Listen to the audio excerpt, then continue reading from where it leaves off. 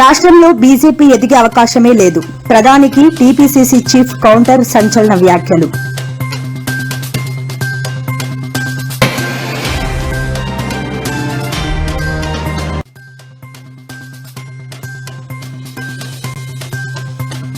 కాంగ్రెస్ కవిత ultimatum. June 2 లోపు ఉద్యమకారుల హామీలు నెరవేర్చాల్సింది.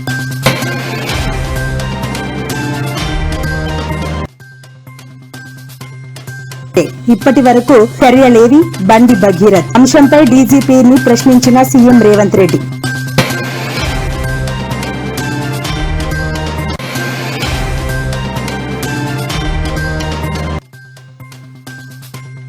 సింగపూర్లో మంత్రి నారా లోకేష్ పెట్టుబడుల వేట. కీలక కంపెనీల సీఈఓలతో వరుస భేటీలు.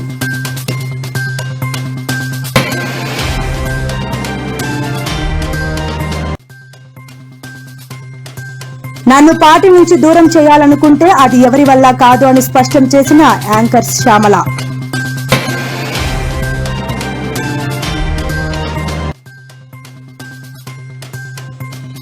చంద్రబాబు గొప్పల కోసమే కలెక్టర్ల సదస్సులు, నిర్ణయాలు తీసుకోవడం తప్ప అమలు చేయరు అన్న అంబటి రాంబాబు.